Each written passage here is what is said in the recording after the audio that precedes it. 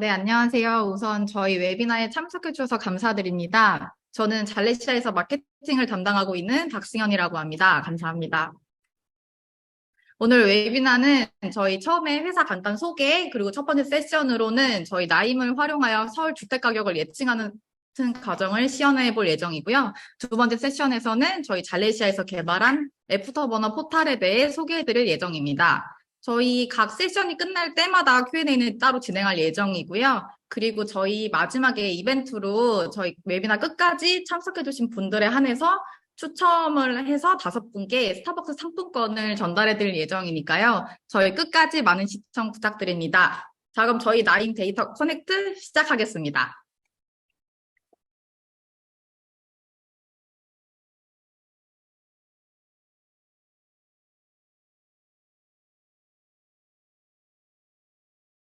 안녕하십니까. 첫 번째 회사 소개를 할 잘레시아 김명석입니다. 저는 잘레시아에서 솔루션 비즈니스를 담당하고 있고요. 간단하게 회사 소개를 드리도록 하겠습니다. 잘레시아입니다. 저희 회사는 1998년도에 설립돼서 만으로 이제 25세 청년 기업이 되었습니다. 그래서 25년 동안 데이터 분석 솔루션 및 컨설팅을 전문으로 하는 기업으로 되어 있고요. 국내에 약 700여 개 고객들에게 데이터 분석에 필요한 솔루션들을 납품하고 관련된 컨설팅 업무를 진행하고 있습니다. 주요 제품으로는 뭐 나임, 롱뷰, 옐로브릭 같은 제품들이 있고, 오늘 이제 웨비나의 주제가 되는 나임 제품에 대해서는 저희 잘레시아는 나임의 엘리트 파트너로서 전 세계 7개의 엘리트 파트너가 있고 국내에서는 유일한 엘리트 파트너가 되겠습니다. 잘레시아는 700여 개의 고객이 저희가 어떤 특별한 인더스트리의 디펜던시가 있는 게 아니라 저희는 인더스트리의 디펜던시 업계 전체 국내 여러 인더스트리에서 저희가 서비스를 제공하고 있습니다. 그래서 금융, 공공, 제조, 자동차, 뭐 유통 물류, 석유, 뭐 지수사나 게임사 등 전반적으로 데이터 분석이 필요하고 데이터 분석을 하기 위한 솔루션이 필요한 모든 고객사에게 제품과 서비스를 제공하고 있는 그런 회사라고 보시면 되겠습니다. 그리고 이제 나인 비즈니스를 총괄하고 있는 팀이 데이터 익스피리언스 팀, DX팀이라고 불리우는데요. 저희 DX팀은 보시는 것처럼 국내 유수 고객사들한테 클라우드라든가 빅데이터라든가 데이터 파이프라인, 데이터 전처리 같은 프로젝트의 구축 경험이 가지고 있습니다. 그래서 주요 고객으로는 삼성전자라든가 카카오페이라든가 LG생활건강, KT 등의 저희가 이런 빅데이터와 관련된 데이터 분석 관련된 프로젝트를 진행해온 그런 팀이 저희 쪽에 DX팀이 전담으로 있다고 보시면 되겠습니다. 이상으로 웨비나 전에 간단하게 회사 소개를 드렸고요. 이제 앞으로는 실제적으로 이제 기술 세션의 2개의 기술 세션이 진행될 예정입니다. 앞에서 이제 박승현 프로가 이야기한 것처럼 각 세션이 종료되면 QA를 받을 건데요. 세션 중간에도 채팅을 통해서 질문을 하시면 답변은 세션 마지막에 진행하는 방법으로 하겠습니다. 그러면 이제 기술 세션을 진행하도록 하겠습니다.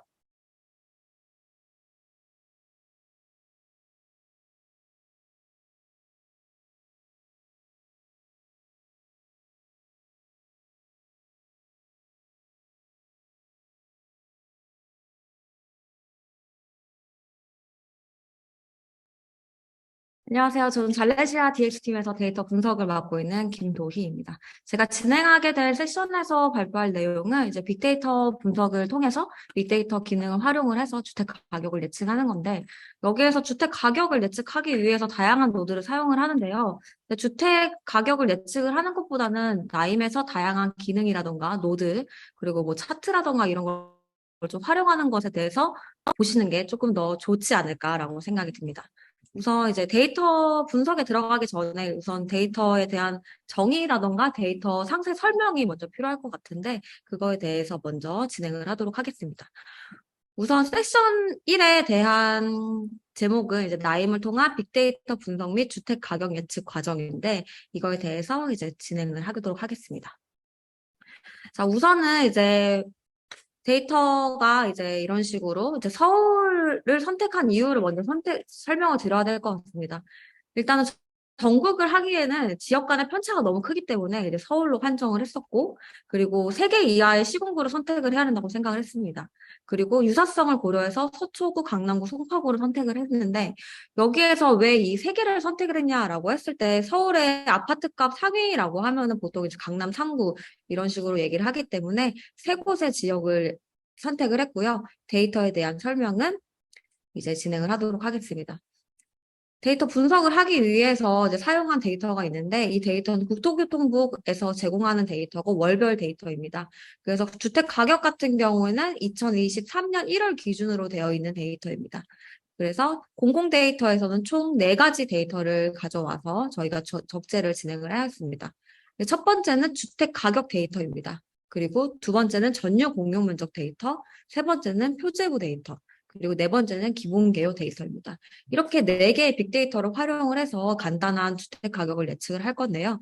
그리고 여기에 따라서 이제 주택 가격을 예측을 할 때는 이제 거리 같은 것도 굉장히 중요하기 때문에 거리 데이터를 저희가 가공을 해서 추가적으로 사용을 하게 됩니다.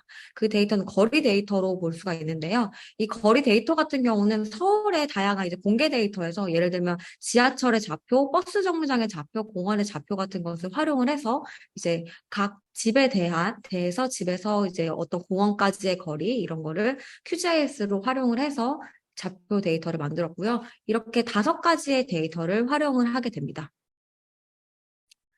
그래서 주택 가격 데이터는 이제 앞에서 설명드린 것과 같이 이제 1월 1일 기준으로 데이터가 있고, 뭐 각 호 하나에 대한 이야기인데 가구에 대한 주택 가격을 말하는 거죠. 그리고 두 번째는 전용 공용 면적입니다. 이제 한 가구에 대한 이제 전용 면적이 몇 미터 제곱이고 공용 면적이 몇 미터 제곱이고, 그리고 이 집이 아파트인지 뭐 오피스텔인지 다세대 주택인지 이런 것도 확인할 수 있는 데이터입니다. 그리고 세 번째는 이제 표제부라는 데이터인데, 아파트는 하나의 호가 있으면서 하나의 동이 되어 있고 하나의 채가 되어 있잖아요. 그런 한 채에 대한 건물에 대한 이야기인데, 여기에서는 대지 면적이라든가 연면적, 건폐율 등을 활용을 할 수 있는 데이터입니다. 그리고 마지막은 기본 개요인데, 이 3가지의 데이터가 각자 PK가 다른데 이 PK를 연결해주는 데이터입니다. 그리고 마지막으로 저희가 만든 데이터 중에서는 거리 데이터. 그래서 학교, 지하철, 버스 정류장, 공원까지의 거리를 구성한 이제 거리 데이터가 있습니다. 그래서 이 나임에서 워크플로우를 어떻게 진행할 거냐라고 설명을 간단하게 드리면요. 여기 보시면 활용 데이터가 있고 데이터 적재, 전처리와 탐색, 데이터 조인, 그리고 전처리, 그리고 데이터 분석 및 시각화까지 진행을 합니다.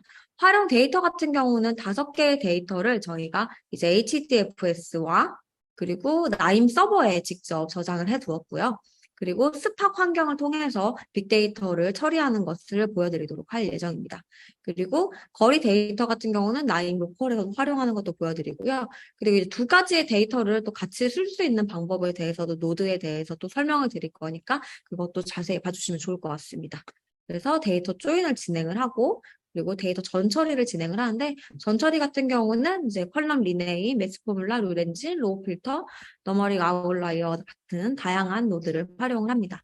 그리고 머신러닝을 진행을 해서 실제로 주택 가격이 뭐 얼마 정도 되는데 얼마 정도를 우리가 이런 식으로 예측을 했다로 이제 예측하는 머신러닝을 보여드릴 수 있을 것 같고, 그리고 마지막으로는 차트 같은 간단한 차트를 보면서 이런 식으로 데이터 분석을 한 다음에 나임으로 차트를 그릴 수 있구나라는 것까지 보여드릴 예정입니다. 그래서 이제 데이터에 대해서 건수도 좀 중요하잖아요. 그래서 주택 가격은 약 1.3억 건 정도 되고, 전용 면적은 1억 건 정도, 그리고 표제부는 800만 건, 기본 계획 3,200만 건입니다. 그래서 이 데이터를 실제로 저희가 가지고 있는 HDFS에 저장을 해서 스파크로 전처리를 진행을 할 거고요. 그렇게 한 다음에 데이터 셋이 생성이 되면은 거리 데이터를 가져와서 이제 2개의 데이터를 조인을 한 다음에 또 2번째 데이터 셋을 생성을 하게 됩니다. 이렇게 생성을 하게 되면은 이런 식으로 데이터 셋이 나타나게 되는데, 주택 가격은 저희가 예측하게 될 종속 변수인 타겟 변수가 되겠죠. 그리고 전용 면적이라던가 층이라던가 면적 같은 데이터들이 들어가고, 이렇게 독립 변수들을 아래와 같이 선정한 이유는 이런 다양한 변수들이 주택 가격을 예측하기 위해서는 정말 다양한 변수들이 필요하겠지만, 여기에서 간단하게 기능들을 보여주기 위해서는 좀 좋은 유의미한 변수들만 들어가는 게 좋다고 생각을 하기 때문에 이런 식으로 간단한 거리 데이터라든가 면적 데이터를 넣었습니다. 그래서 이 데이터들을 이런 식으로 있는 데이터들을 전처리해서 유의미한 데이터로 만들거나 변경하거나 삭제하는 과정도 이제 나임 워크플로우에서 진행을 할 예정입니다. 이제 나임 AP로 넘어가서 실제로 데이터 분석을 하고 전처리를 하고 데이터 분석을 진행하도록 하겠습니다. 자, 이제 나임 AP 화면을 들어갔는데요. 나임 AP 화면에서 이제 데이터 분석과 그 데이터에 대한 스파크 기능을 활용한 것을 진행을 하도록 하겠습니다. 자, 첫 번째는 스파크에 저희가 HDFS에 데이터 저장을 해놨기 때문에 HDF 접속을 진행을 할 예정입니다. 그래서 여기서 HDFS 커넥터를 활용을 해서 HDFS에 들어가서 접근을 시도를 하고요. 그리고 DB를 통해서 스파크 엔지니어에 접근을 하게 됩니다. 그래서 여기까지 마쳐지면 이런 식으로 컴포넌트화를 시켜놓은 거고요. 지금 이 상태가 이제 초록불이 들어온 상태가 이제 HDFS에 접근 정상적으로 되었고 스파크에도 접근 정상적으로 연결이 되었다라는 뜻입니다. 그래서 데이터를 CSV 형태로 HDFS에 적재를 해놨기 때문에 CSV2 스팍을 활용을 해서 하나씩 데이터를 가져오는 방법을 진행을 하도록 하겠습니다. 그래서 우선적으로는 주택 가격, 전유공용 면적, 그리고 기본계획 소재부 4가지의 데이터를 가져오게 되는데 여기에서 똑같은 조건과 똑같은 노드들을 사용을 하기 때문에 첫 번째인 주택 가격에 대해서만 좀 상세하게 짚고 넘어가도록 하겠습니다. 이제 주택 가격 데이터를 HDFS에서 가져옵니다. 가져오게 되면은 이런 식으로 데이터가 이제 초록불이 떠서 이제 1억 3천 건의 데이터가 지금 들어오게 된 거죠.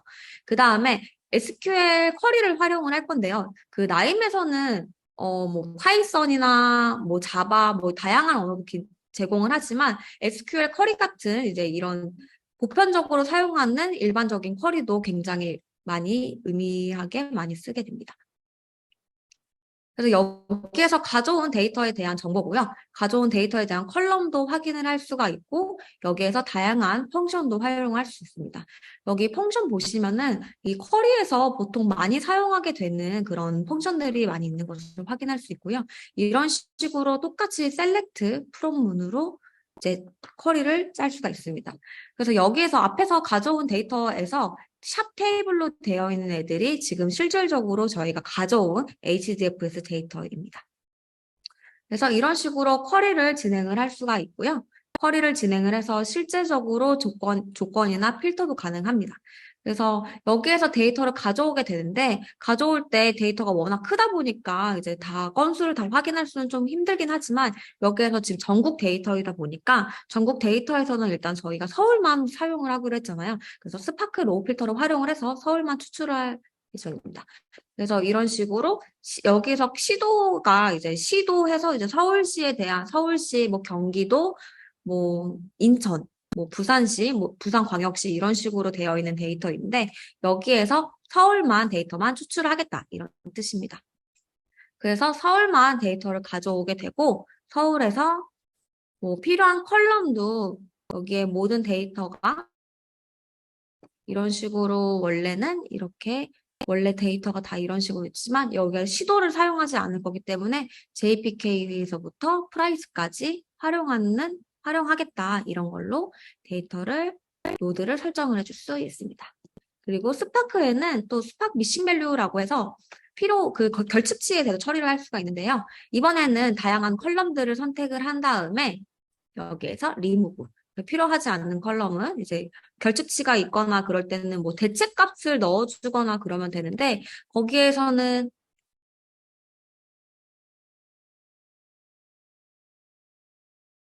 잠시만요. 화면이 왜 지금 보이지 않아요?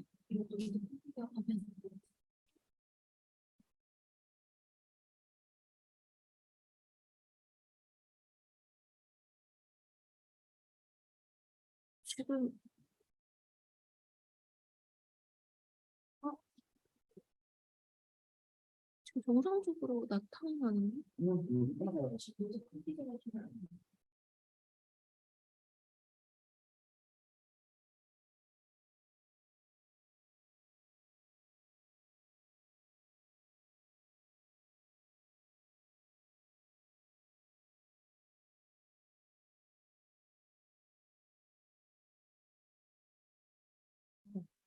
혹시 지금도 화면이 안 보이시는 분 계신가요?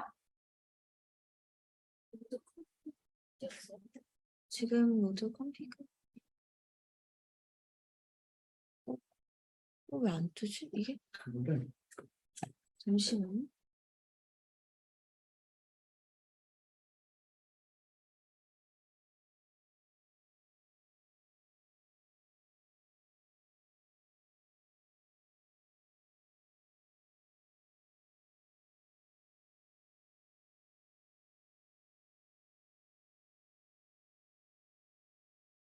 혹시 앞에서 내용을 다 노드가 그 컴피그가 안 보이셨나요? 아, 죄송합니다. 다시 시작하도록 하겠습니다. 화면을 좀 빨리빨리 보여주면서 넘어가도록 하겠습니다. 지금 정상적으로 보이는 게 확인되는데 혹시 되실까요? 네. 지금 HDFS에 접근을 하여서 데이터를 가져오는 것을 보여드릴 수 있고, 여기에서는 지금 쿼리 문도 이런 식으로 일반적으로 사용하는 쿼리랑 똑같이 활용을 할 수가 있고요. 여기에서 또 추가적으로 나는 웨어 조건을 더 주고 싶다 뭐 하는 경우에도 이런 식으로 뭐 데이터를 추가적으로 선택을 하고 쿼리를 작성을 할 수가 있습니다.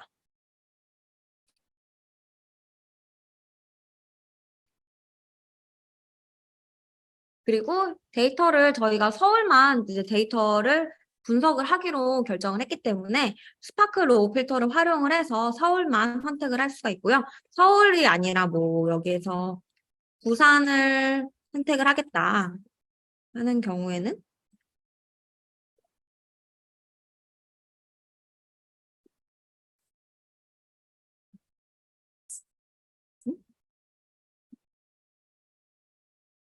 그래서 부산 같은 경우에도 다른 식으로 선택을 할 수가 있습니다. 그리고 컬럼 필터를 통해서 필요한 컬럼을 남기고 필요하지 않는 컬럼은 왼쪽으로 넘기면서 이런 식으로 컬럼 필터를 활용을 할 수가 있습니다. 또한 미싱 밸류도 결집치 제외를 진행을 할 수가 있는데요. 어떤 컬럼이냐에 따라서 내가 대체값을 해주겠다 이런 식으로도 이제 min, max 값을 줄 수 있고요.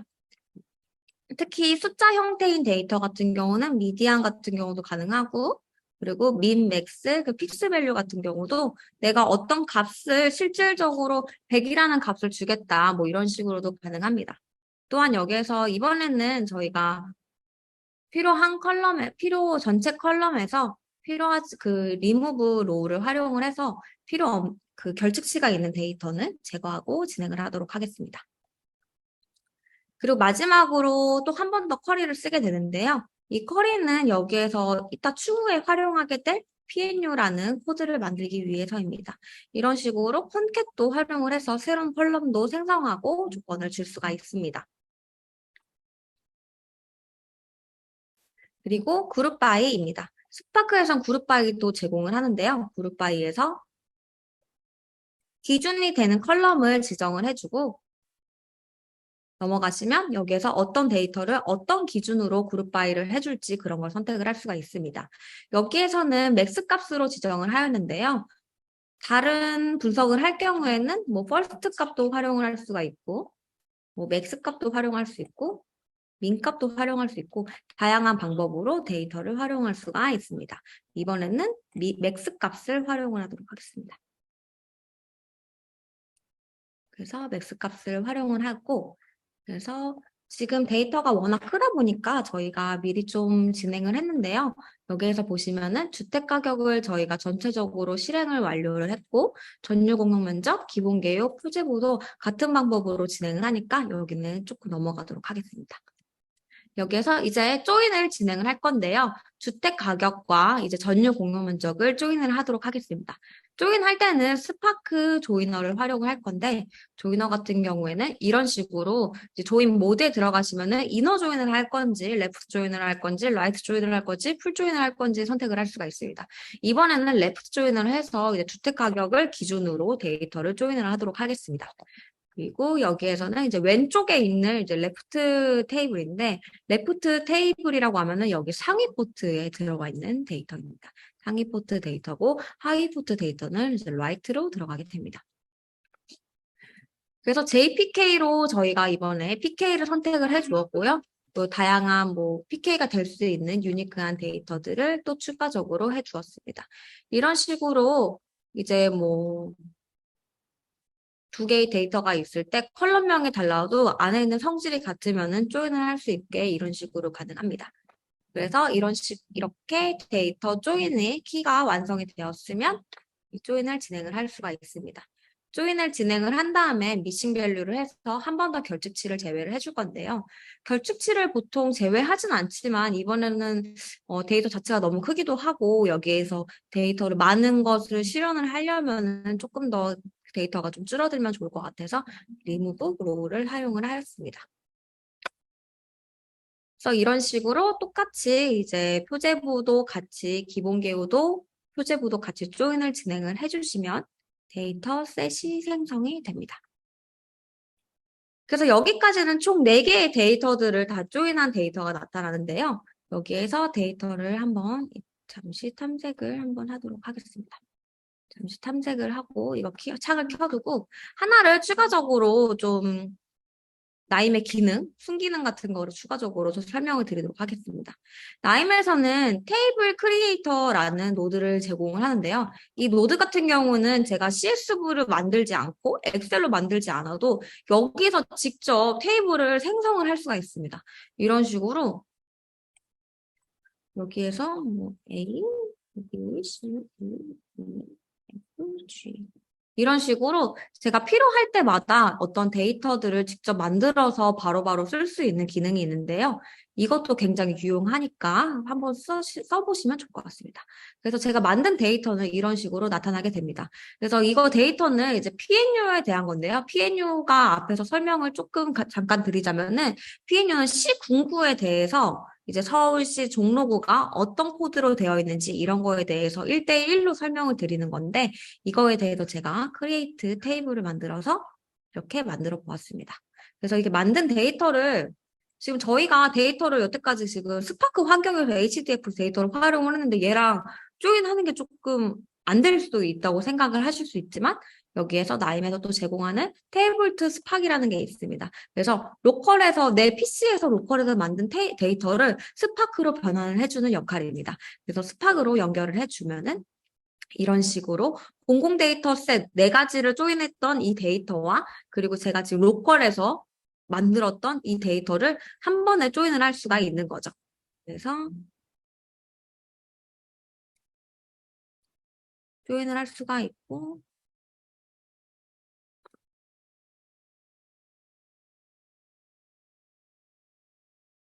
여기까지 데이터가 구축이 완료가 되었습니다. 그래서 데이터 구축이 된 거는 뒷단에서 한 번 더 보여드리도록 하겠습니다. 그래서 마지막으로는 또 스팍에서 또 조건문을 한 번 더 걸면 좋을 것 같아서 이것도 추가를 해봤는데요. 여기서 인풋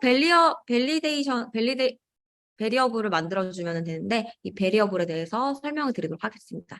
이거는 동적 변수로 플로우 베리어블로 만드는 건데 여기서 시군구를 선택을 해줄 겁니다. 왜냐하면 저희는 서울에서도 시군구를 송파구, 강남구, 서초구로 3가지를 지정을 해줬기 때문에 여기에서 이 3개를 선택을 해줄 수 있는 조건을 만들어줄 겁니다. 그리고 주 용도명 같은 경우는 이제 다세대 주택, 연립 다세대, 아파트, 오피스텔 뭐 이런 식으로 공동주택에 대한 뭐 그런 건 그 정의가 많은데 저희는 여기에서 아파트를 기준으로 할 거기 때문에 주용도명에서 이제 아파트 기준으로 두었습니다. 그래서 이런 식으로 쿼리문을 한 번 더 보도록 하겠습니다. 허리문은 여기에서 앞에서 말씀드렸던 것처럼 여태까지 진행했던 모든 그 스팍에서 활용했던 조인한 이 테이블들을 다 여기 프롬 샵 테이블로 들어와 있고 여기서는 데이터 함수들을 제가 지정을 해 주었습니다. 그 웨어 조건에 보시면은 여기에 시군구와 이제 주 용도명이 있는데 여기에 플로우 베리어블을 보시면은 시군구와 주 용도명이 제가 앞에서 만들었던 여기에서 만들었던 플로우 베리어블이 여기에 자동적으로 입력이 된 것을 확인할 수가 있습니다. 그래서 시공구명 위에 살짝 마우스를 올려보면은 여기 앞에서 만들었던 송파구, 강남구, 서초구 이렇게 세 가지가 들어가 있는 게 확인이 되고요. 그리고 주 용도명도 아파트가 정상적으로 들어간 것을 확인할 수가 있습니다. 그래서 이런 식으로 쿼리문과 조건문을 플로우 베리어블을 활용을 해서 조건까지 완료가 되었습니다. 조건이 완료가 된 것을 이제 한 번 더 그룹 바이를 진행을 할 건데요. 그룹 바이는 앞에 설명드린 것과 같이 이제 기준이 되는 컬럼과 이제 묶여지거나 어떤 조건이 되는 컬럼을 선택을 해주시면 됩니다. 여기에서는 이제 좀 PK와 PNU 이런 식으로 지정을 했는데요. 하나 아파트에 대한 그 뭐 중복 제거라고 생각을 해주시면 좋을 것 같습니다. 그래서 여기서는 이런 맥스, 민, 퍼스트 이런 식으로 다양한 조건을 추가를 하였습니다. 그래서 이렇게 지금 데이터 지금 1차적으로 여기서 지금 PPT를 한번 보여드리면은 지금은 여기까지 완성이 된 것입니다. 그래서 여기까지 완성이 됐으니 저희 이제 데이터를 또 조인을 해주고 해야 되잖아요. 그래서 데이터 조인을 이제 진행을 할 건데 여기에서 스파크 테이프를 활용을 해서 스파크 환경에서 데이터를 지금 다양하게 전처리했던 데이터들을 지금 이제 로컬로 가져오도록 하겠습니다. 여기 보시면 스파크 환경에 있는 데이터를 로컬 환경으로 가져오기라고 되어 있죠. 그래서 로컬 환경으로 데이터를 가져왔는데 여기에서 한번 보실까요? 그래서 데이터가 지금 여기 컬럼 보시면은 PK, PNU, 뭐 주용도, 뭐 그 층, 그리고 면적, 대지 면적, 뭐 이런 식으로 데이터 셋이 완성이 되었습니다. 그래서 지금 자세히 여기 또 보시면은 지금 로우는 이제 3,958건인데 지금 1억 건에서 데이터 전처리를 하고 여기에서 조건을 줘서 필요한 데이터들만 가져오다 보니까 데이터 양이 조금 줄어들었지만 뭐 여기에서 어쨌든 데이터를 분석을 할 때는 표본이 또 있으면 된다고 생각을 하니까 표본 추출을 통해서 데이터 분석을 한 거다라고 생각을 해주시면 좋을 것 같습니다. 그래서 두 번째는 여기 스펙 컬럼에 들어가면은 데이터의 타입도 확인할 수가 있습니다. 그리고 이제 여기에서 거리 데이터를 이제 가져올 건데 거리 데이터를 가져오는 것도 이런 식으로 컴포넌트화를 했는데 컴포넌트화를 잠깐 풀어보도록 하겠습니다. 그래서 CSV 리더에 들어가시면은 저희가 직접 이 서버에 나임 서버 자체의 데이터를 올려두었거든요. 그래서 이것도 확인을 할 수가 있습니다. 그래서 나임에서 저희가 저장해둔 거리 데이터는 다음과 같이 생겼습니다. 그래서 PK와 PNU 기준으로 버스 정류장까지의 거리, 지하철까지의 거리 이런 식으로 해놨고요. 그리고 좌표도 이제 여기 추가적으로 만들어 두었습니다. 그래서 이거 두 개의 지금 저희가 만들었던 데이터와 그리고 지금 가져오는 거리 데이터를 조인을 진행을 합니다. 조인은 이런 식으로 앞에서 설명드린 것과 같이 진행을 할 수가 있습니다. 지금 조금 앞에서 보여드리는 조이너와 조금 다른데 이유가 그 스팍 환경에서 제공하는 조이너와 그리고 로컬 환경에서 제공하는 조이너가 다르기 때문에 이런 식으로 조금 더 디테일하게 볼 수가 있습니다. 그래서 이런 식으로 좀 다양하게 데이터를 핸들링할 수가 있습니다. 그 다음은 컬럼 리네임입니다. 그래서 컬럼 이름이 지금 영문으로 되어 있다 보니까 한글로 좀 편하게 보시기 위해서 영문을 한글명으로 이런 식으로 다 바꿔줬습니다. 이런 식으로 필요한 경우에 체인지를 눌러서 컬럼을 누르고 체인지를 눌러서 뭐 이런 식으로 이제 바꿀 수가 있습니다. 이런 식으로 바꿀 수 있고 컬럼도 순서를 변경을 할 수가 있는데요. 여기에 보시면은 뭐 나는 여기에서 주택 가격이 맨 위에 올라갔으면 좋겠어 라고 생각을 하시면은 여기 이런 식으로 맨 위에 올려주셔도 되고 뭐 지하철이 나는 맨 끝에 있었으면 좋겠어 라고 할 때도 이런 식으로 가능합니다.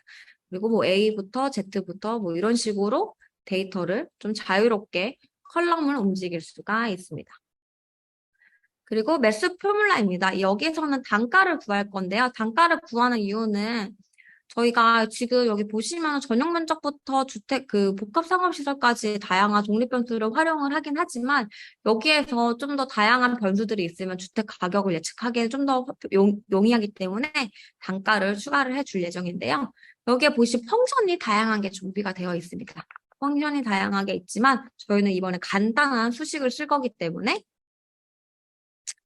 이 함수를 쓰도록 하겠습니다. 그래서 주택 가격과 전용 면적을 나눠서 단가를 구하는 거죠. 그러니까 1m 제곱당 단가가 얼마인가 이거를 구하는 거죠. 그래서 구하면은 데이터가 원래 데이터에서는 지금 이 단가라는 컬럼이 지금 없죠. 단가라는 컬럼이 없지만 여기서 매스 포뮬러를 통해서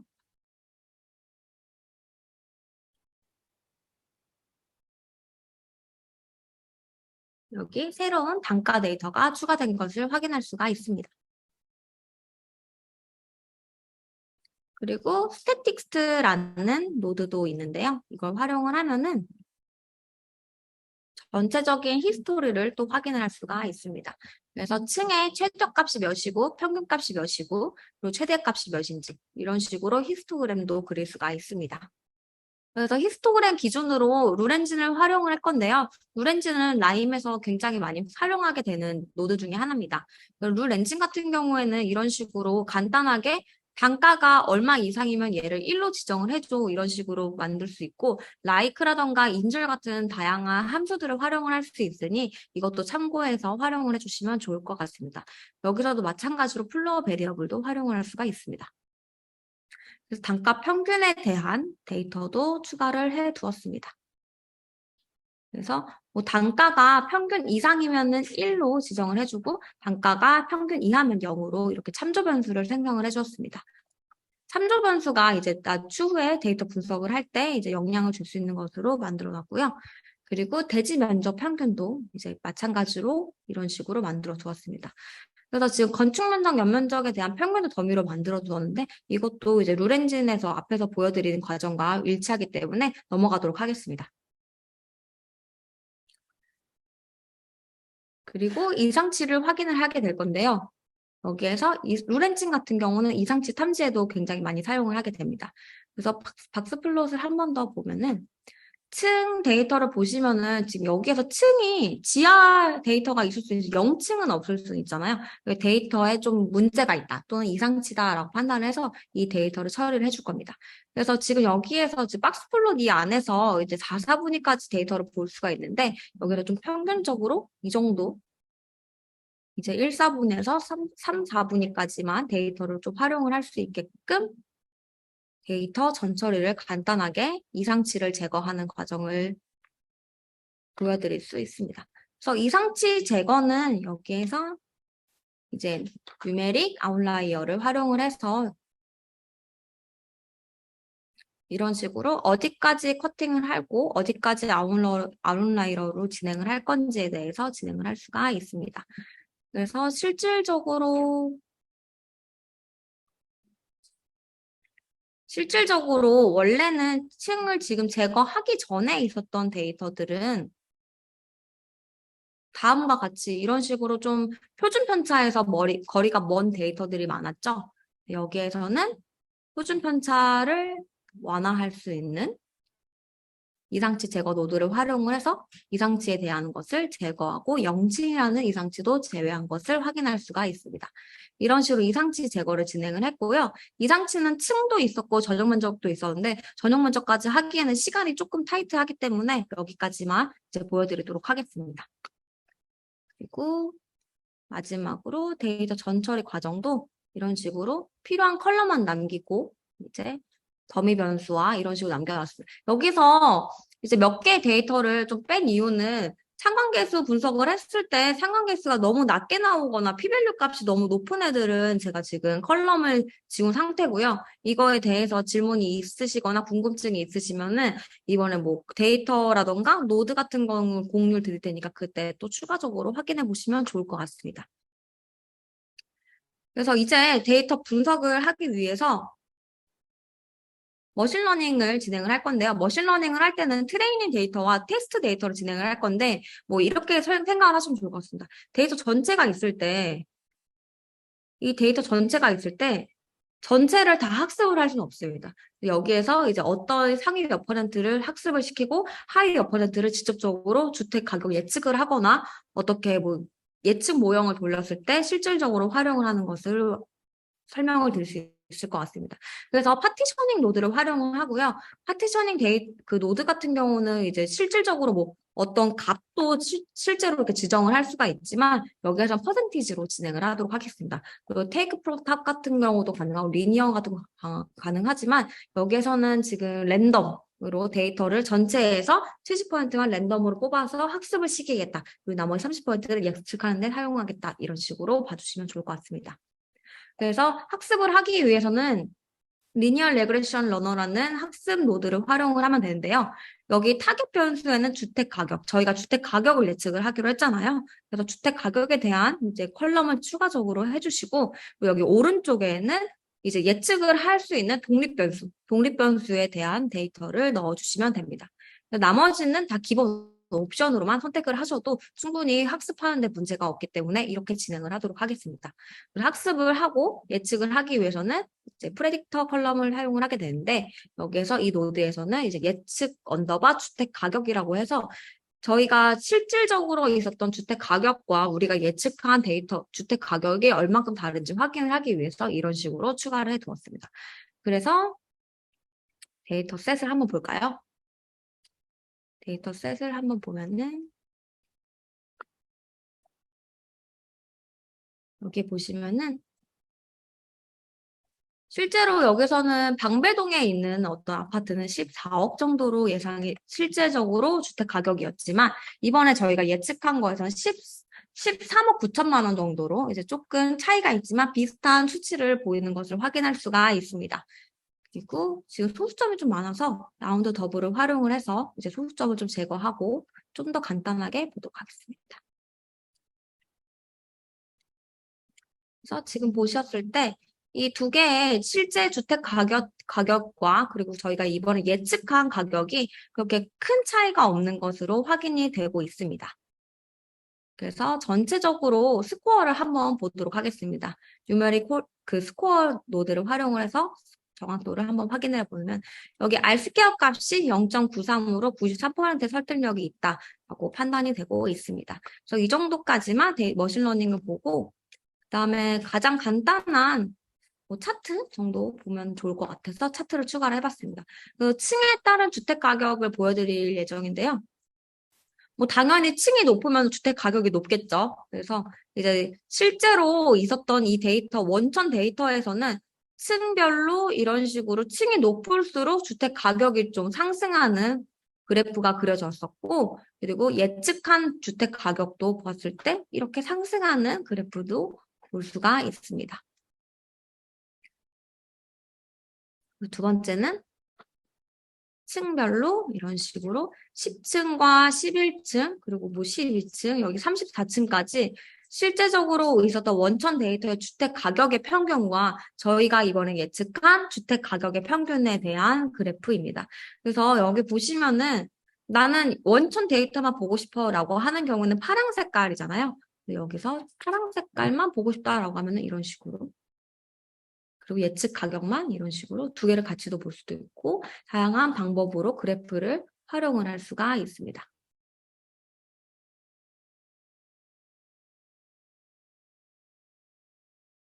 그리고 시군구별로 주택 가격 차이를 한번 보여드리고 싶어서 추가를 해두었습니다. 시군구별로 했을 때 강남구와 서초구와 송파구의 이제 데이터 주택 가격 차이인데 뭐 이 세 개의 구에서는 강남구가 가장 높은 것으로 나왔고 이제 그 다음 밑으로 송파구가 나타났습니다. 예측한 것과 실제 원천 간에 그렇게 큰 차이가 없는 것을 확인할 수가 있습니다. 제가 준비한 이 나임의 다양한 빅데이터 노드와 그리고 일반 노드를 활용을 해서 진행한 워크플로우 시연은 여기까지고요. 이 노드들에 대해서 궁금한 점이 있거나 그리고 추가적으로 어떤 기능이 있는 노드가 있나요? 이런 게 궁금하신 분은 지금 QA 그 대화창을 통해서 전달을 해주시면 답변을 해드리도록 하겠습니다.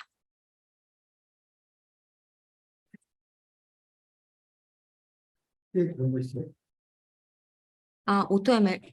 오토ML 기능 있습니다. 오토ML 기능이 있는데, 잠시만요.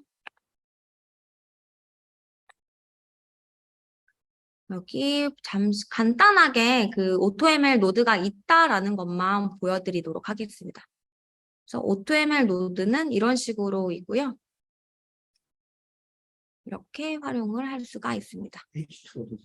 네, 이게 AutoML에서 H2O 기능을 활용할 수 있는 건데 이거에 대해서도 저희가 나임 저희 유튜브 채널에 가시면은 나임에서 AutoML을 활용해서 H2O 분석을 하는 게 나오거든요. 그래서 그것도 확인해 주시면 좋을 것 같습니다.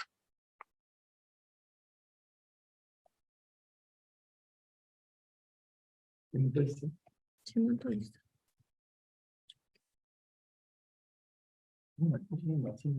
질문을 지금 받고 있는데 또 다른 질문이 없으면은 섹션 1의 파트는 여기서 끝내도록 하겠습니다.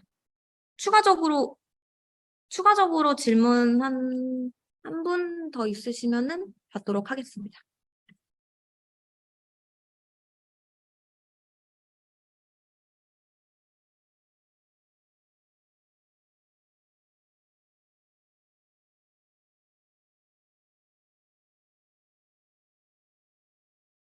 넘어가 될 것 같아요. 네.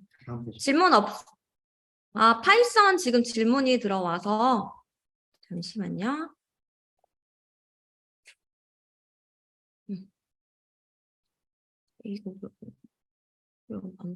파이썬은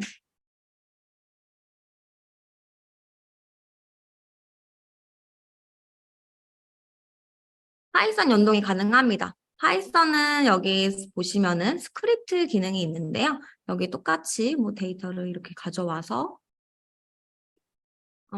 HDFS 상세 설명을 해달라는 질문이 있어서 잠시 보여드리도록 하겠습니다. HDFS는 여기 보시면은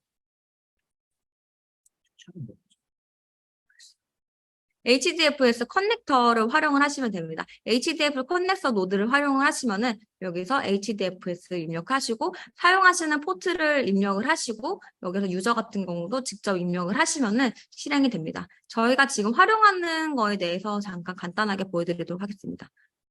이런 식으로 여기 뭐 포트라던가 유저 뭐 이런 식으로 간단하게 해서 바로 실행이 가능합니다. 그 다음에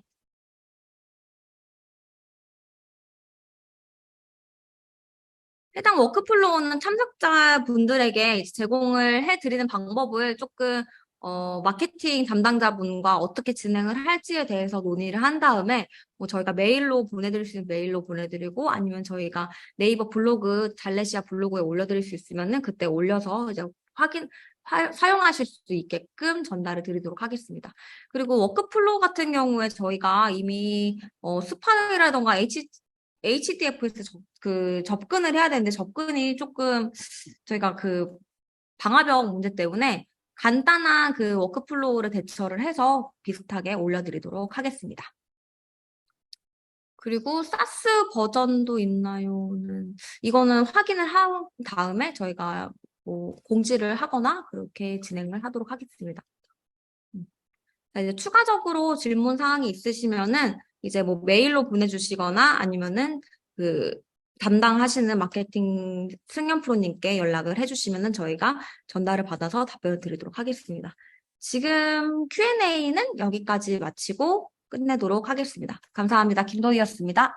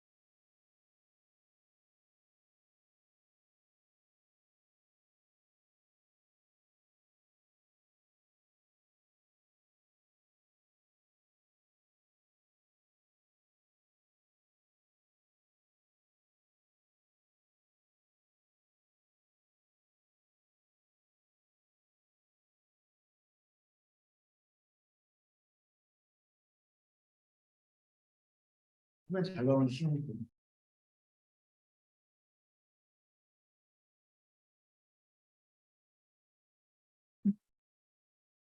안녕하세요. 세션2 나임 애프터 버너 포털을 통해 나임을 200% 활용하기 진행하게 된 유승아 프로입니다.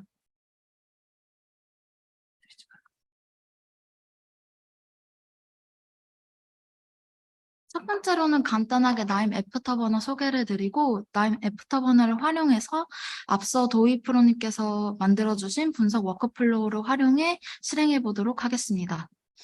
일단 간단히 나임 애프터 버너 소개를 드리겠습니다.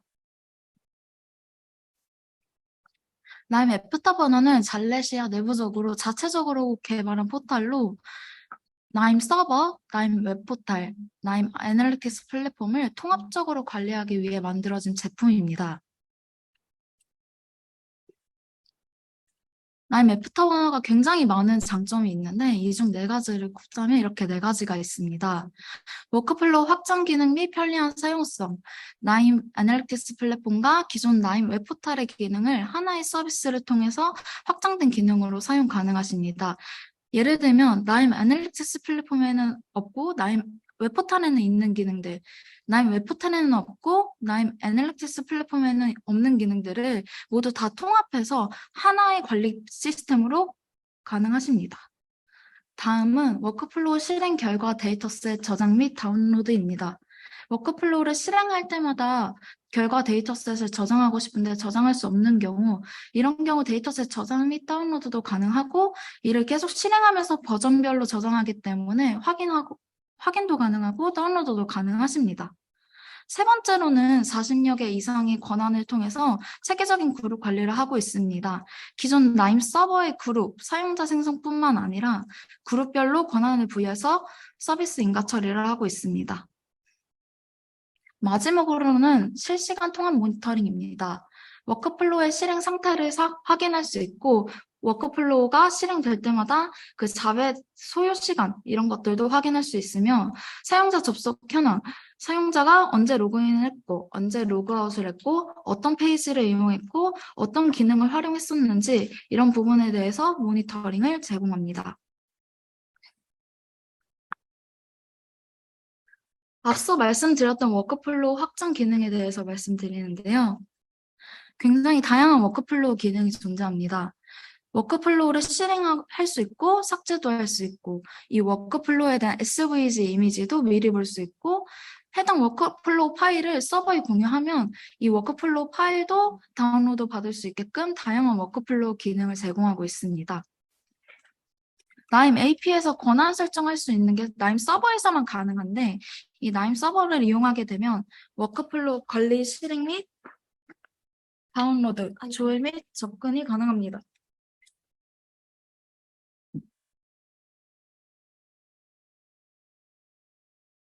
다음은 편리한 워크플로우 스케줄링 및 실행입니다.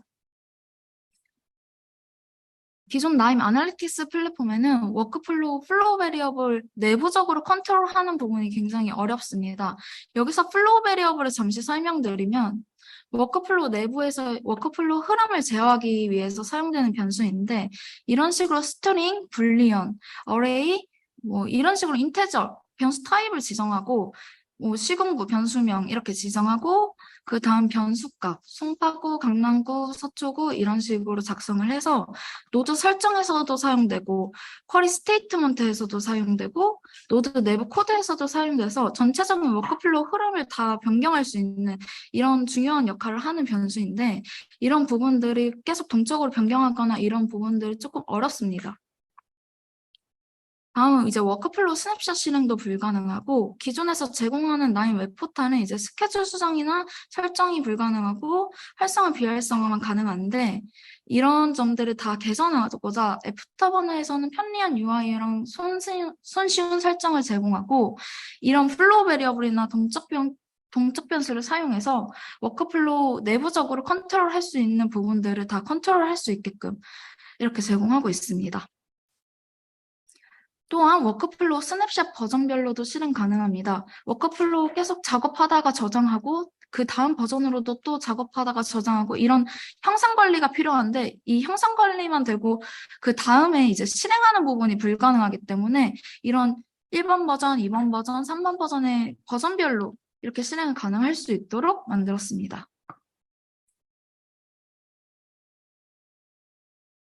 다음은 스냅샷 및 트래시 관리입니다. 스냅샷 기능을 통해서 워크플로우 버전별 저장하고 이력 관리하고 앞서 말씀드렸듯이 실행도 가능합니다. 스냅샷별로 이미지 보기를 통해서 이 스냅샷이 어떤 스냅샷인지 어디 부분이 추가되었는지 워크플로우별로 서로 다른 점을 확인할 수 있고 버전 변경을 하면 이전 스냅샷으로 버전을 변경해서 사용하실 수도 있습니다. 그 트래시 기능을 통해서 워크플로우 삭제 후 복구가 용이합니다. 아마 워크플로우 작업하셨던 분들은 이 워크플로우를 막 모르고 삭제를 했거나 아니면 필요 없는 줄 알고 삭제를 했는데 나중에 다시 필요하다거나 이러신 경우가 많으실 거예요. 근데 이런 경우 트래시에서 복구를 누르면 그 원하는 위치에 복구를 할 수 있는 기능이 있습니다. 다음은 데이터셋 다운로드입니다. 워크플로우 실행 후 생성된 결과를 데이터셋으로 계속 저장하고 이것을 버전별로 다운로드할 수 있는 기능입니다. 이 데이터셋은 조회도 가능하고 권한 관리도 가능하고 유저별로 그룹별로 내가 원하는 사람에게만 공유하고 싶다 이런 경우에 데이터셋은 원하는 사람에게만 다운로드 받을 수 있는 기능이 있고 이런 데이터셋을 미리 봐서 어떤 데이터셋이 필요하다 하면 요청할 수 있고 이런 기능입니다. 그래서 이 다운로드 요청하면은 사용자가 원하는 형식으로 뭐 분할 여부나 파일 비밀번호, 확장자 이런 부분들을 설정을 해서 다운로드가 가능합니다. 마지막으로는 체계적인 시스템 관리입니다. 나임 서버 컨피규레이션은 아무래도 영어로 되어 있다 보니까 조금 어려울 수 있는데 한글화나 설정 정보 관리가 편리하게 이루어질 수 있고 나임 서버 라이센스도 쉽게 정보 확인하고 등록할 수 있습니다. 웹 서비스 내에서 사용하는 수많은 공통 코드도 동적으로 계속 변경해가면서 관리자가 쓸 수 있고 웹 서비스의 메뉴 정보 관리도 가능하고 그룹별로 어느 메뉴만 공개할 수 있다. 어느 메뉴는 제한할 수 있다. 이런 부분들도 그룹별로 메뉴 관리가 가능합니다. 또한 기능들도 40여 개 이상 세세하게 권한 부여를 해서 체계적으로 관리할 수 있도록 돕고 아무래도 나임 애프터버너는 복수로 사용자랑 그룹을 등록할 수 있기 때문에 그 부분에서도 기업 측면에서 사용하기에 굉장히 편리합니다.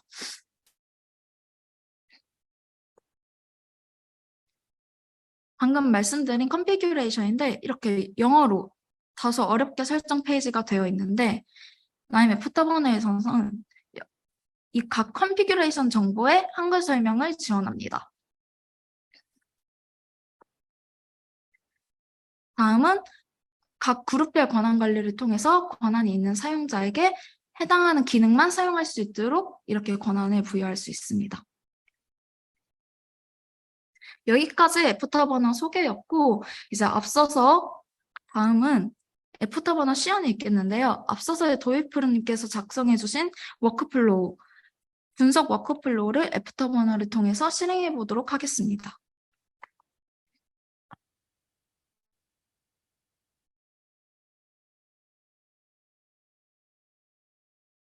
나임 서버를 사용하게 되면은 이렇게 API에서 작업하게 된 이런 워크플로우들을 서로 공유할 수 있고 권한에 따라서 공유를 받은 사용자만 딱 이렇게 볼 수 있게 되어 있는데 나임 어드민으로 이렇게 접속을 하게 되면 맨 처음 워크플로우 목록이 이렇게 나옵니다. 그래서 도입프로님께서 이렇게 작성해 주신 나임 분석 워크플로우를 상세를 들어가 보면 이렇게 나임 데이터 커넥터 샘플을 하고서 타이틀이 보이게 되고 이 데이터 커넥터 샘플에 대한 스냅샷이 몇 개인지 이런 정보들도 볼 수 있고 이렇게 보시면 앞서 말씀 주셨던 이런 내용들이 다 이렇게 이미지 파일로 어떤 워크플로우구나 이렇게 확인할 수 있습니다. 만약에 내가 이렇게 권한을 뭔가 부여받았다. 관리에 대한 권한, 실행에 대한 권한, 조회 및 접근에 대한 권한, 이렇게 권한을 부여받았다면 이 다운로드 권한이 이렇게 보이게 되는데 다운로드를 받으면 이쪽 부분에 다운로드된 워크플로우 파일을 볼 수 있고 이것을 임포트해서 사용할 수도 있습니다. 이제 실행에 대해 좀 자세히 말씀드리면 아까 말씀드렸듯이 제가 생성해 놓은 스냅샷이 여러 개가 있습니다. 뭐 최종본, 파라미터를 조정했다, 뭐 버전 문제를 해결했다 이런 식으로 스냅샷을 각각 이렇게 만들어가면서 해놓고 버전 관리 이렇게 형상 관리를 해놓고 저는 주택가격 최종본을 실행하겠다 하면은 이 최종본에서 사용되는 인풋 파라미터 목록이 이렇게 보이게 되고 만약 이 주택가격 예측 최종본에 대해서 내가 데이터셋을 만약 생성한다 하면 생성 컴포넌트를 사용했을 시 이렇게 데이터셋을 설정할 수 있는 칸이 나옵니다. 이 데이터셋 명을 입력하고 뭐 주택가격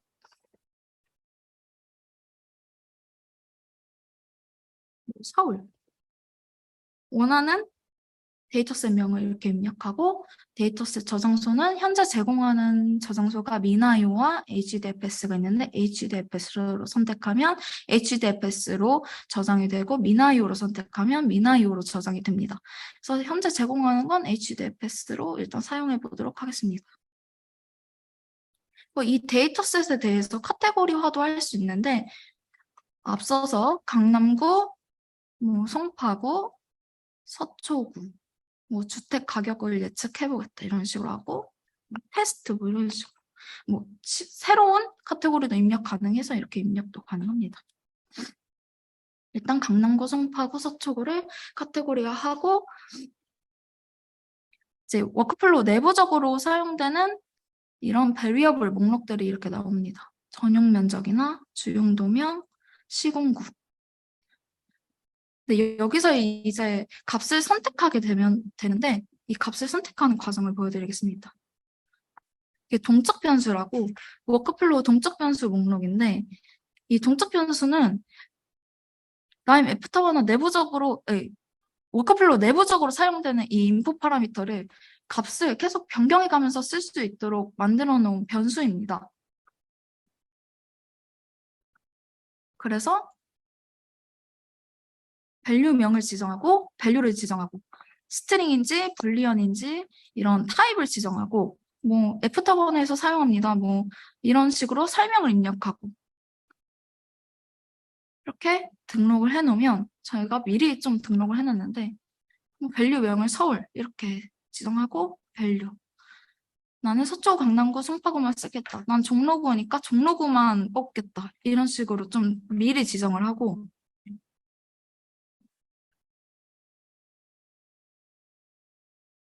이곳에서 이렇게 보면은 타입에 맞는 등록해놨던 이 변수 목록들이 이렇게 나옵니다.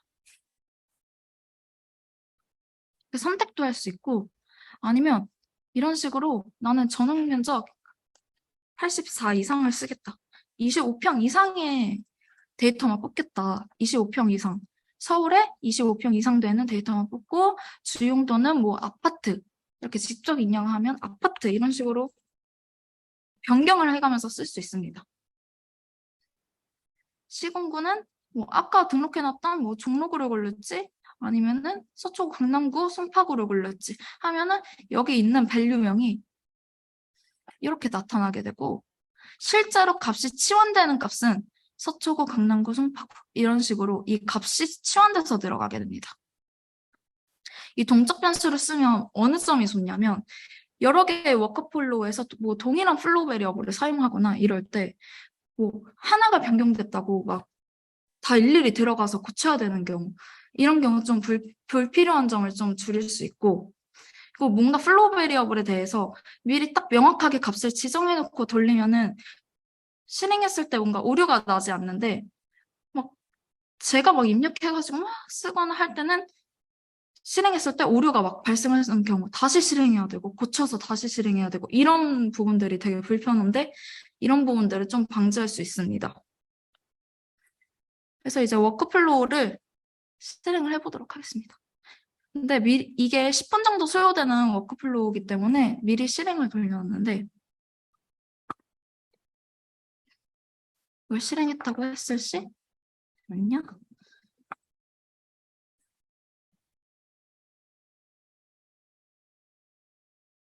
이렇게 내가 돌린 워크플로우 목록 나임 데이터 커넥트 샘플이 나오고 주택 가격 예측 최종 이렇게 내가 돌린 스냅샷 만약 원본을 돌렸다면 원본이라고 표시되고 각 스냅샷에 코멘트가 이렇게 나옵니다.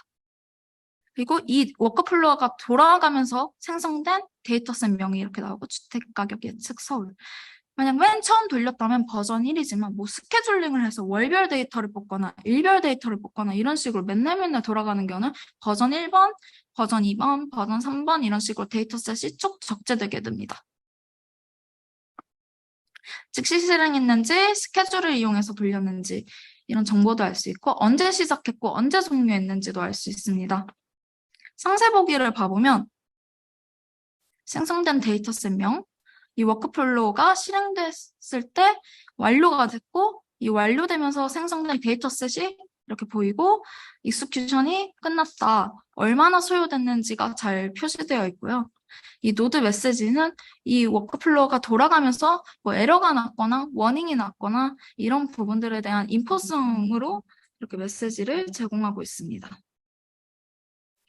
실제로 내가 선택한 값은 요거고 실제로 돌아간 값은 이제 서초 강남구 송파구가 치환돼서 돌아갔구나 이렇게 알 수 있고 이 주 용도명은 뭐 아파트가 될 수도 있고 오피스텔이 될 수도 있고 뭐 이거는 종로구가 될 수도 있고 이런 식으로 하나의 워크플로우 템플릿으로부터 굉장히 여러 개의 데이터를 생성해낼 수 있고 시름별로 스케줄별로 이렇게 등록해서 어느 스케줄은 아파트만 뽑고 뭐 4m 제곱 이상의 데이터만 뽑고 어느 워크플로우는 뭐 오피스텔만 뽑고 종로구에 있는 오피스텔을 뽑겠다.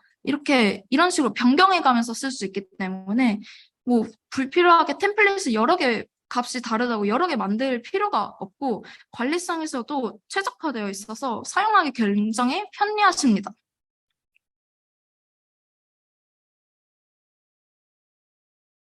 실행 이력을 보았고요.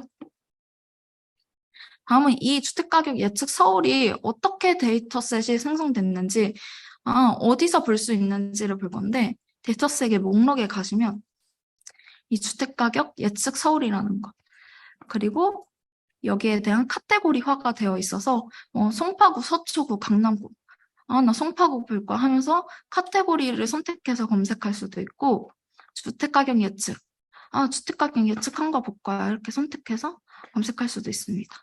그래서 이 주택가격 예측을 보시면 이런 식으로 데이터셋 컬럼이 몇 개인지, 데이터셋 파일 크기가 어떻게 되어 있는지, 데이터셋 로우 수가 어떻게 되어 있는지. 현재는 지금 샘플용이라 굉장히 작은 데이터로 하지만 기업에서 쓰실 때는 엄청 큰 데이터로 하시기 때문에 건수도 늘어날 수 있잖아요. 이런 경우 이제 다운로드 요청 받을 때 뭐 1,000만 건, 2,000만 건, 3,000만 건 이렇게 좀 막 점점 커지면 뭐 1억 건을 뭐 10개로 분할해서 1,000만 건씩 막 이렇게 받을 수도 있고 분할해서 이렇게 분할 용어를 체크해서 몇 건으로 분리할 건지 이런 식으로 체크해서 분할해서 엑셀을 분할된 파일로 받을 수 있습니다. 일단 파일명을 입력해 볼 건데 뭐 이거는 뭐 25평 이상이 결과 뭐 주택 예측 결과 이런 식으로 뭐 입력할 수도 있고 내가 원하는 파일명으로 바꿔서 이렇게 입력하고 내가 원하는 파일 확장자 타입으로 선택하고 이런 식으로 비밀번호 설정 뭐 1111 할 수 있고 이거는 740건이기 때문에 500건으로만 분할해 보겠습니다. 그럼 두 파일이 나오겠죠?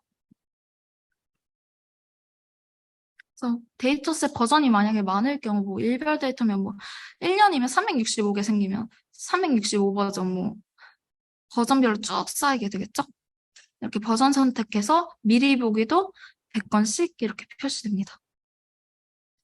이렇게 데이터를 확인하고 뭔가 필요할 것 같다 하면 다운로드 권한을 요청하시면 되고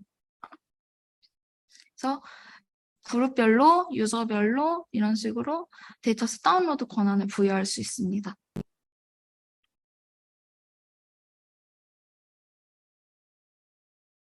그래서 이제 다운로드 요청을 만약에 클릭하게 되면 이 다운로드된 이제 데이터스 목록이 이렇게 나오는데 740로 버전은 뭐 1을 요청했다 해서 주택가격 예측을 이제 다운로드 받으면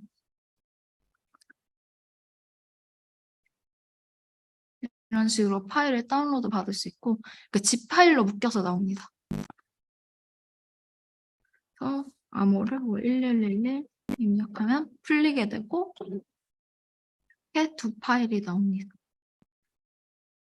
이제 분석된 결과가 이렇게 데이터셋이 확인할 수 있는데 나는 서초구, 강남구, 송파구만 뽑았으니까 집원 주소는 서초구, 강남구, 송파구 이렇게 데이터가 뽑히게 되겠죠. 그리고 25평 이상의 데이터만 보겠다 하니까 이렇게 84m 제곱 이상의 데이터들만 이렇게 필터링해서 볼 수 있습니다.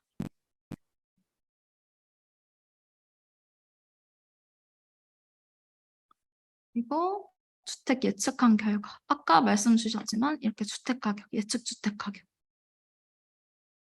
이렇게 확인해 볼 수 있고 아파트에 대한 결과가 뽑힌 거기 때문에 뭐 오피스텔로 확인하고자 한다면 오피스텔 입력하시면 되고 동적으로 변경해 가면서 이렇게 사용할 수 있는 이런 부분들을 보여드렸습니다. 그래서 나임 애프터버너를 활용해서 분석 데이터를 여러 개를 뽑을 수 있는 방법들을 알려드렸고 동적 변수를 사용해서 여러 워크플로우를 뭐 한 번에 다 변경을 한다든지 이런 부분들을 보여드렸습니다. 나임 애프터버너 시연은 여기까지고 궁금한 점 있으시면 Q&A에 질문 주시면 답변 드리겠습니다.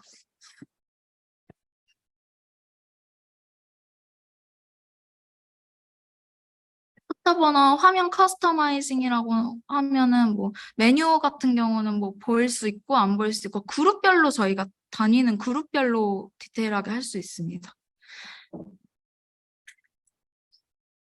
예를 들면 수정할 수 있잖아요. 커스터마이즈. 그리고 고객사마다 이제 커스터마이징 요건이 조금 있으면 그 부분에 대해서는 좀 다르게 화면 커스터마이징을 해드릴 수 있고 메뉴에서 뭐 이런 식으로 사용하는 화면도 컨트롤할 수 있고 그룹별로 사용할 수 있는 메뉴를 이렇게 추가해 놓을 수 있습니다. 이런 식으로.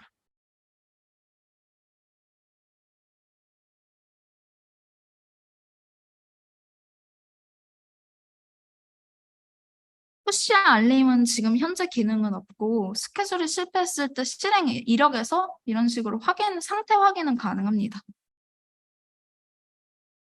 그리고 메일로도 AP에서 만약 설정했으시는 메일로 알림을 가게끔 하는 기능이 AP 자체의 기능은 있습니다.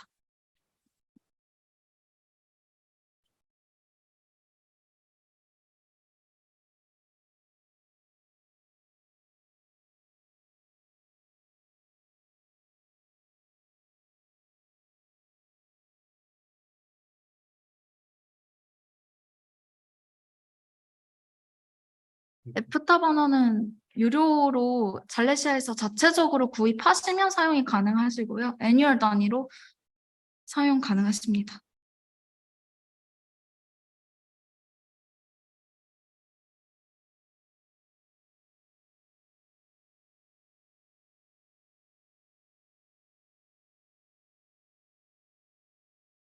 나임을 활용한 국내 빅데이터 연계 분석 사례가 있으면 얘기해 주세요. 이 부분은 저희가 따로 확인해서 메일로 보내드리든가 하도록 하겠습니다.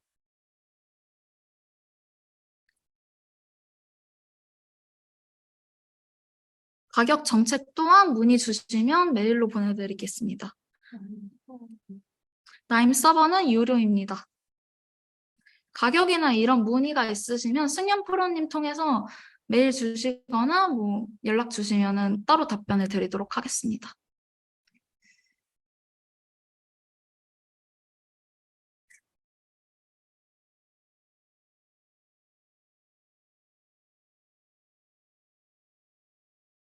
추가적으로 질문 자유롭게 올려주세요.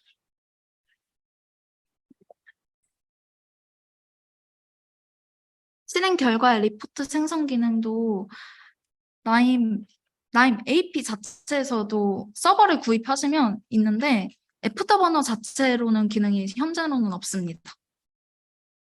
그래서 나임 서버를 구입하시면 해당 리포트 기능 사용 가능하십니다.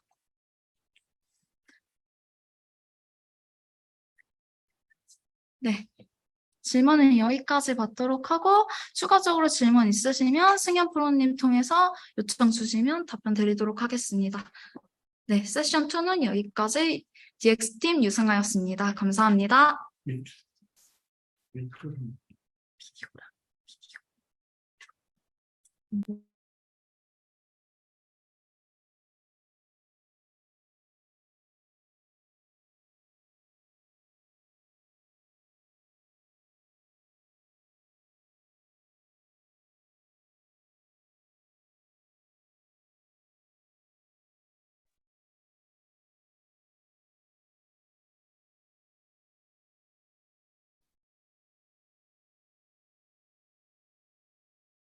네, 오늘 저희 1시간 10분 정도 웨비나 진행했는데요. 저희 되게 마지막까지 길게 집중하셔서 참여해주셔서 정말 감사드립니다. 저희 오늘 진행한 웨비나는 추후에 사전 등록해주신 이메일 통해서 저희 다시 보실 수 있는 링크 전달해드릴 예정이고요. 그리고 저희 나인과 관련된 다양한 콘텐츠들은 잘레시아 유튜브 채널하고 블로그 통해서도 확인하실 수 있습니다. 그리고 저희 마지막에 마지막까지 참석해주신 분들 대상으로 이벤트 진행하겠다고 말씀드렸었는데요.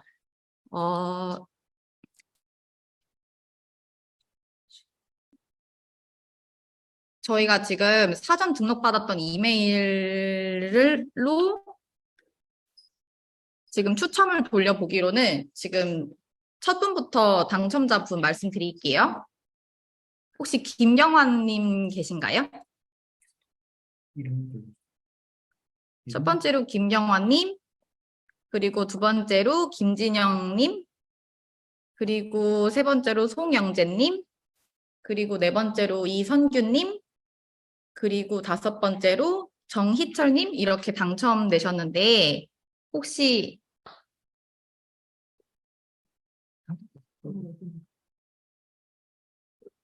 네, 당첨되신 분들은 저희 Q&A에 이메일하고 성함 한 번만 남겨주시겠어요?